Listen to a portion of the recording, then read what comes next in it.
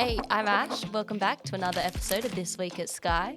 This week, Phil, you're joining us remotely again. How are you doing, Phil? Hello, I'm doing well. Apologies for being remote again. But yes, I'm up in the Central Coast today. How's the weather there? Well, it started raining. Yeah, it's better in Melbourne than it is here, if I'm being honest, which is unusual. The last couple of weeks, I've been hearing people talk about all the rain up the East Coast, and it's been beautiful and sunny for us. So, yeah, living it up. How was your week last week? We didn't see you on the recording on Monday. Now, my week was brilliant. I started off in the snow, did 2 days on a family snow holiday, which, did have to remortgage a house to have that adventure, but it was good. It was operation make sure my daughters and my wife enjoyed it. That was their first time up to the snow, which was really fun. I got heaps less runs in than I normally do, but that's okay. I had one goal in mind, What's make the sure people mission? enjoyed their time. Yeah. How about you? How was your week? I had a very usual sort of week, chatting to lots of clients, emails, phone calls, advice meetings, the usual. The last couple of weeks, one of the team members for my pod's been out unwell. She came back last week, so it was really good to have her on board again. These pods are working really well, where I don't know, it feels like we're ticking through everything so much more efficiently than previously. And we've only been going for just a little bit over a month. So it's incredible to see how people have learnt all of the new roles over July, and it's already making things far more efficient. Yeah, my lessons from last week, because when I did work, I caught up with a few different emails. My lessons is I try to communicate the reason why we do stuff a bit more clearly than we otherwise normally do. It's good to hear that it's working well for your pub. Yeah. I don't know. I obviously can't speak for everyone else's pods, but I'm enjoying it. Planning to ask my team how it's going for them as well today. Few discussion topics per usual today. First up, we have FSC have a licensing reform green paper. So I've learnt today green paper is produced as a talking point before the proposal for the legislation, which happens in the white paper. Could you tell me a little bit more about who FSC are? FSC is Financial Services Council, so big, large institution, all subscribed to the FSC. So we're talking about banks, we're talking about super funds, large financial planning licenses will be a part of FSC. Insurance companies used to be a part of FSC, but they felt like they were underrepresented, so they actually broke out and formed their own council, which is Council of Australian Life Insurance. So they used to be part of FSC, but now no longer. But yeah, big banks, big licenses. Yeah, gotcha. So Risk Info have done a little summary of this green paper, which I haven't dove into yet. Dove into? Oh my goodness, making up words. Um, they saying that there is a lot of room for reform in the licensing framework. It started 25 years ago and it hasn't changed too much, which when reading that was a bit of a surprise. I just assumed that around the Royal Banking Commission, maybe that would have been a good opportunity for some looking into the licensing framework. Sounds like that's not actually the case. But they also then go on to talk about how there were 450 new micro licensees since 2020. Micro licensee was defined as a licensee that has less than 10 financial advisors. So there are a few things there that I wanted to get your opinion on, Phil. Firstly, at Skye, we're self licensed. We currently have, is it 9 financial advisors? Think so. Maybe a bit more because Yeah. Trent and I are on the register, even though we're not client Yeah. based. Yeah. So we're then ticked over on this metric past the micro licensee sort of definition. Does that change anything from your side of things? What is the point of defining a micro licensee? I think it's more just to categorize. If the licensee is one or two advisors and they're running their own licensee, that's possibly what the FSC is cautioning. But as Sky, we may not fit into that because we're growing and bringing on more advisors, so we probably no longer fit into that micro licensee, which just means there's theoretically the revenue to support more frameworks around supporting the advisors within the licensee. I guess that's why they're ring fencing less than 10 advisors. Yeah, gotcha.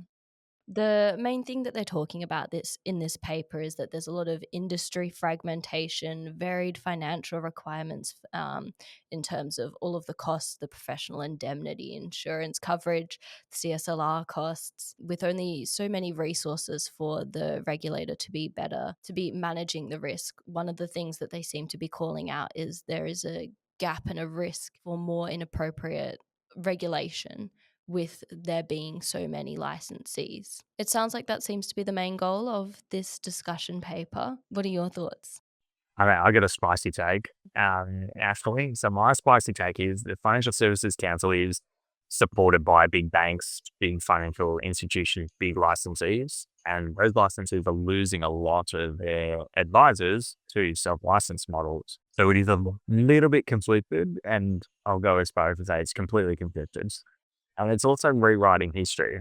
Like the biggest failures in advice were fundamentally perpetrated by the big banks, by the big licensees. So then just kind of rewrite history and say, oh, actually, these small licensees create a huge risk. It's kind of, yeah, rewriting history. A lot of the old failings were done by banking executives, making requirements and treating advisors as distribution to their products. So just like a bank teller, they work for the bank, so they want to set up savings accounts, they want to set up credit cards, they want to set up home loans, and that's fine. But when you have financial advice, which is a profession, distributing those same products, and that's their sole requirement to distribute those products. That's where a huge conflict came in. And that's where the Royal Commission came in. That's where, Westpac, NAB, all of the banks paid billions of dollars in remediation for poor advice. So I don't know. I get, it's a spicy take. And anyone at the FSC or in the banks who, in their legal departments, just ignore everything I say. But it's a little bit harder to listen to when that is the history where it's come from. So I get pretty grumpy with the whole thing. Yeah, it sounds like a little bit of your take is they're trying to blame licensing for what were systemic issues in large institutions as opposed to the risk that all of the little micro licensees may create. The majority of compensation scheme of last resort, which we're going to do a deep dive about it. A lot of the big issues are not from these kind of licensees. Now, I do think a small licensee does pose some risks. It's not, it's, their points are somewhat reasonable because there are some risks with it. But the scale of damage that a small licensee can cause for doing, for giving bad advice is somewhat limited when you look Mm, at some of the bigger ones out there historically have caused huge amounts of damage. mm. And so, yeah, bit rewriting history. I think it would be an interesting green paper to have a bit of a read through. So maybe when and if I do that, we can come back to it. I did download it and it was way too many pages at this Yeah, time that I downloaded it and went to read through it. So, yeah, we'll rebuild a bit more. I did the same thing. The next topic for discussion is genetic testing has come back into the limelight to be discussed, the spotlight. The Risk in Focus have done a poll for genetic testing if insurers should get access to that information or if it should stay completely off the books. Should it be banned? Before I let you know what most of the advisors who have either said agree or disagree to it being banned, what's your thoughts? Yeah, so genetic testing is an interesting one because if someone does have a family history and markers, then and they're more likely to have a cancer or something that it should be underwritten. It's going to be priced in. Now the concern is, and why the federal government's stepping in, and actually why Carly as the insurance association is actually pro banning genetic tests, is because of the fact that if someone is proactive about their health and wanting to get a good understanding about their health and gets a genetic test, then they effectively getting kings for it. So the insurance company, they won't stop asking questions about family history because that matters if there is a family history of something. But what this does say is, hey, we can't use the genetic test to determine an underwriting outcome, which I think it's going to have a marginal impact on the policies and therefore the broader pool of insurance members. So I think it's worthwhile, removing genetic tests as a part of underwriting. Yeah, interesting. That was the majority vote was agreeing that the genetic testing should be banned, shouldn't be being asked by insurers. I was curious, from your understanding of these discussions, does that then mean if you have a family history of, say, breast cancer, you go and get the test and then you find out that you don't have the BRCA gene, for example? Is that information that you can then provide to the insurer? Would they still take that into consideration if genetic testing were banned in underwriting? Does that mean, yeah, it can't be used in those favorable instances? Yeah. Yeah, yeah. I mean, I don't think now it is often used in favorable instances anyway. If you have a family history of breast cancer and the insurance company has their mark, insurance companies will say, "How old was your mum when they got breast cancer?"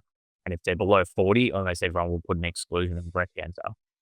Above 40 to 50, different insurers have different, views. Some insurers, if your mum was below 60, then they put an exclusion on the trauma insurance. And so if you get a genetic test and you don't have a BRCA gene, but may not impact the underwriting decision today. Now, what I think will the genetic test does impact is if you don't have, a mother who's had breast cancer within those timeframes, but you still test positive for BRCA gene, that's when the insurer can effectively put an exclusion on your policy because of it. And so that's what this is going to prevent. But it'd be interesting. Hopefully, maybe insurers will move to a more, I guess, reasonable. If people do have genetic tests and are negative for the BRCA gene, then regardless of how old your mum was, we won't put an exclusion on. Hopefully, that'll be the case. But my understanding is the genetic test is more of a if you've gone and gotten a genetic test and there's no reason why you've gotten it. So if you've had symptoms or treatment, they can still make the judgment call on it. But if it's just because you want to be proactive on your health, that's what they're going to remove in underwriting. That makes sense. It is a very small amount of people that are going and getting the genetic testing, being proactive about their health because they just want to, that not because they have any family history, but definitely makes sense, yeah, to be banning it in that instance. So, any client stories this week? Had a interaction with Courtney, who runs our claims department. A client reached out and asked him to help to make a claim on their policy. And Courtney was a bit unsure what was going on as to what was put in place or not. And it was husband and wife. The wife went through, got full cover, and was talking about, okay, I've got income protection when I'm claim because my husband's gone and he's getting surgery. And we're like, well, your husband doesn't actually have cover. And, my first thought is always a risk breakout is like, did we stuff something up? Let's make sure we did everything fine. And then so we just look through what had happened when setting up the policy. And what happened is we applied for cover. We expected better terms than we ended up getting from the insurance company. So we got more exclusions, more loadings, and actually a decline for certain things. And because we didn't expect those things, because there was extra disclosures in the application, the husband came back and said, actually, you know what? I don't want the cover at all. It's more expensive than I thought. It's got exclusions that I wasn't expecting. And so just decided not to take out the cover. And in our conversations with the client, it's always a matter of like, we've got to respect the fact that they're adults. They will make a judgment call that they feel is comfortable for them. And we have a judgment call of going, hey, we think it's super important to take out the cover, even if it has exclusions that you aren't comfortable with. But at the end of the day, you pay the premiums, we don't. And so this gentleman decided not to take out the cover and he's now having surgery for something completely unrelated and nothing to do with the exclusions or any of the loading. And it was just a good reminder of going like, as advisors, we always have this balance between pushing our clients to take out the Yeah. policy, which is inherent conflicts because we get paid if people do it. But we know that we have these scenarios where clients, if they chose not to take it out and they need the claim, then we've got to have that difficult conversation, or Courtney has to have the difficult conversation of, I'm really sorry, you chose not to take out the cover. You explicitly, they actually ghosted us for a little while, and there's follow-ups and go, "Hey," and then it ended up being a, "Hey, we're assuming you've decided not to go ahead." Mm. And that's fine. It was obviously, not a great outcome and hopefully, this gentleman will be back to work, in a reasonable timeframe, but it's definitely something he would have been able to claim on income protection for. Yeah, it's really interesting. As you're talking, I'm thinking, like, I have names coming to mind of the clients I'm chatting with at the moment who it looks like they likely aren't going to go ahead with cover. for some of them because of the expected exclusion. Some of them I just haven't been able to get in touch with them since the advice meeting, and trying to think about how I can use this information to help better guide them, because that's the thing. I don't want to feel like I'm pushing the clients to go and do something, but I do want to make sure that they're as best educated as possible if they do choose to walk away without any cover, making sure that they properly understand the risks in that Yeah, instance. and that's right, and it is, it's something that we've got to, work on as a team is how do we communicate that to clients? Because it is a complex. Obviously, we get paid if they go ahead, and we want them to go ahead because we get paid. But more importantly, we want them to go ahead, even if they don't go through us and get it somewhere else, and we don't get happy for that. Just get cover in place. So Yeah. it's always a difficult position to be in as an advisor. Yep. This week, I've been working with someone who has taken out income protection in 2012. It was originally with AMP, has since been taken over by Resolution Life. The statements that they provided us from when they first received the cover say that the income protection has a benefit period through to the age of 65.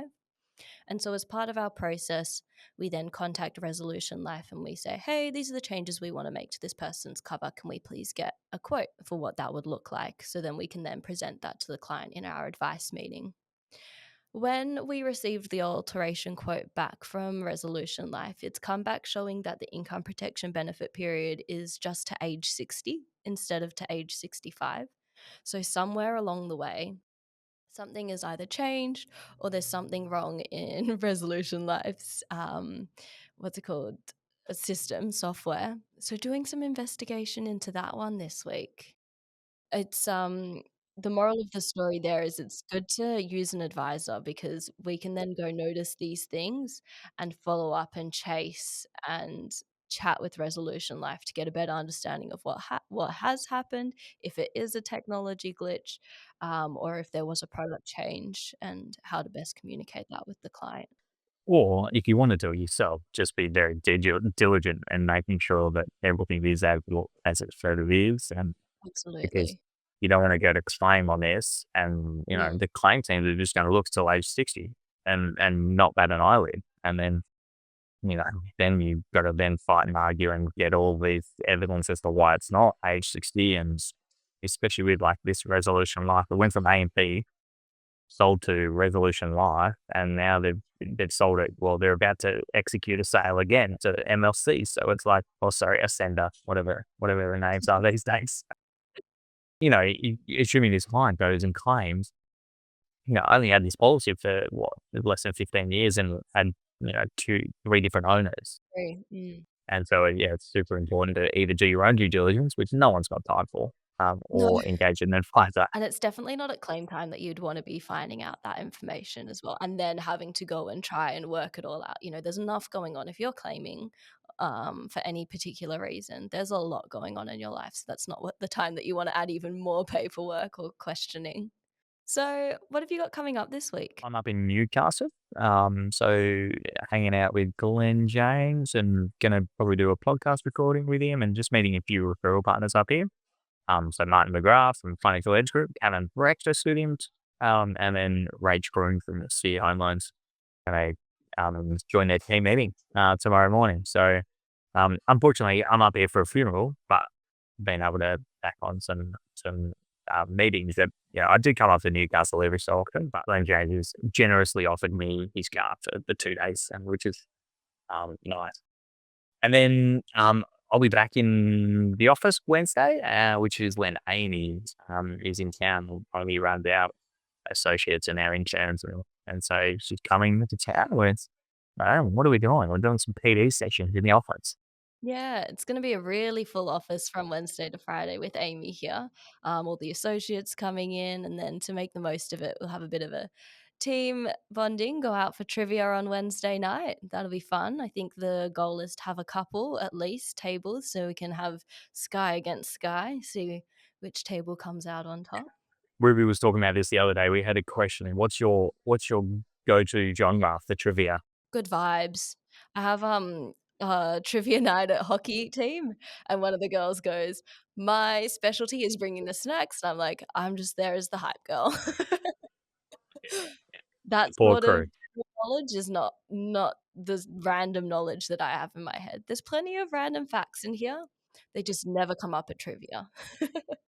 I'm similar, to be honest. In fact, I think I would be worse. I There are some questions when I go to trivia, I like 100% know the answers, but on the night, everything goes out of my head. Like, it could be the most, like, you could ask what's Phil Thompson's wife's name, and I'll Mm, probably forget. Like, that's how you'll be bad I am saying, at "Who's trivia. Phil Thompson?" Yeah. So, yeah, we need to be on opposite teams just to even it up by the sound for it. Definitely. I just normally don't even the question gets asked, I'm like, "Who knows this?" So, we'll see what happens. But yeah, should be good. Got some content coming out this week per usual. I was chatting to Pete in the office earlier, and he said there were 42 videos released last week. So always plenty to see from Sky. Yeah, this week we got some Sky moment with Care, the badminton, and Kat's deep dive on safe work Australia findings, which that will be interesting. I haven't Yeah, that's a good chat, but more to the point of being competitive that I am, I went, and played badminton against the pair, and I was talking smack beforehand. I was telling her how much I'm gonna destroy her, and, her and her husband, they, like, play, multiple times a week, and I was like, "I'm gonna destroy Yeah. both of you." And me and Buddy played the first game, they absolutely destroyed us, and I thought, "It's gotta be Pete's fault. Um, it can't be me, it's gotta be Pete." And then He said it was me. no, no, no, no, I wish, 'cause then I played singles against Air, and that's when she beat me. As much as I tried to distract her and ask her questions as I'm serving, it actually did a disservice to myself. I got distracted, so it's a good interview. We've found someone who can, counteract all of the mental games you play. She's good, she's very good. Yeah. Incredible. Alright, now for Ash's baiting corner. Sky team's ready, forks in hand. Ashes bacon takes the stand. We have a guest. We've got Sebastian here for it. But before we go over to Sebastian, I have my own baking corner. I went to a cafe and got myself a raspberry muffin. So I'll give this a rating as well, but it's got nothing to Amazing. do with Ash. And I'll say it quietly just in case they win it. But over to you, Seb. What have we got? So, Seb, for you this week, I have the chocolate snitter, which was made a little while ago and Potty slid them off the plate. Yeah. But I got really excited because I have my stand mixer now. I made two things. So I also made what's called chocolate snitter, which is like a caramel, chewy caramel slice. Nice. Cool. I'm excited. Yeah, let's go straight into it. I'm gonna start with one. Seb, a quick question before we get into it. Is this your go-to kind of baked good? I like brownies, especially without any nuts in them. I personally think putting nuts in desserts make them worse. It's a controversial opinion, but I stand by it. So Interesting. I'm gonna start with the caramel one because I know what the Stunning. chocolate one is. Yeah. I already told Ash I'll give the chocolate one a minimum 7 out of 10. No, Oh, that's just about as strength. You can't give it a minimum before safely. okay, Come on, we'll go. Seb. All Put it right, in all the right. mouth. All Give it right. a I taste. said I can't be bullied into giving a lower score. All right, going. While you're tasting that, I thought it was really interesting saying that you just nuts and baked goods is a no-go. There's a banana bread bake-off happening in the office Mm, today. I think banana bread needs walnuts. no. Yeah. Oh, Seb, tell me Um, all right. what's the number, Seb, out of 10? It's a little chewy. It's meant to be chewy. Oh, Yep. chewy's good. Flavor's good. Um, do I think it's as good as a chocolate one? I don't know yet. Gotta try You the haven't chocolate. had the chocolate one. Yeah, that's No, standalone rating. What we got? I'm gonna try the chocolate one first before I give a number. If that's okay with you, Philip. I don't know if it is because it's not what Baking Corner is. Give it a standalone rating. All right, I'll give it a 6.5 out of 10. Yeah, Oof. Is it caramel, Ash? Is that what I heard? Mm, yeah. it's chewy caramel slice, and there's a little bit of ginger in it as well, which I think really adds to it. But if Mm, you don't like ginger, then you wouldn't and you don't like ginger, do you, Phil? No, no, no. I yeah. remember this coming up. We were talking about gingerbread houses. Mm, You're happy to make it, will not be eating it. all right, I'm gonna go the chocolate one. So maybe in the next batch, I'll leave the ginger out. Now that I have the stand mixer, I could make this in 10 minutes, you guys. I don't think you understand how much time I was spending baking and mixing. My arm muscles are going to deteriorate now. It's called having no respect for your own time, or enjoying the experience and living in the moment. What do I hear, Seb? I like it. I don't know if it's as good as last time. I'm not sure what the difference is. What did I give for the other one? As in, you already had one this morning. No, as in the last time Ash made them. Oh, right. They were better last time. You know why? Because that was made by herself. It was made by hand. Yeah. Like, Yeah. All handmade. What did I give the caramel one? 6.5 out of 10. 6.5, yeah. It's better than the caramel. So I'll give it a 7. I Ooh, did that say was the minimum. So that it was the is minimum. really bad then. No, it's still 7 out of 10. 70%. That's great. It's good. I would eat it with a coffee. Do you feel like that's almost a 1 out of 10 because you said 7 the minimum because of chocolate? Phil, that's what you're saying. No, that's why you can't come in and just give it a minimum score because you have to live by it. So Seb can't see Phil's face, and No. as you were saying that, Phil's face was just full of shock. Oh, goodness. And disgust and I- horror. Oh, we're done. Oh, no. Hey, Seb, thank you very much for coming. Talk to us about your baking corner. Oh, baking corner. Yeah. So we had bananas in the office on Friday, and both me and Ruby and I made the mistake of we have a rule we can't request anything. But we were both From like, hey, Ash. yeah, we can't request any baked goods. But me, Ruby, and I, we saw the bananas and we didn't want them to go to waste. We're like, hey, Ash, I know we can't request anything, but we have these bananas that are going to waste. And you were Can we- adequately reprimanded by myself. Anyways, we were we got a talking to. So we decided we're gonna make banana bread and do a banana bread off. So Ruby made one and I made one as well. But Ruby didn't actually make it. This is the controversy, Phil. Yeah. Ruby got her What? sister to make her banana bread, so What? Yeah.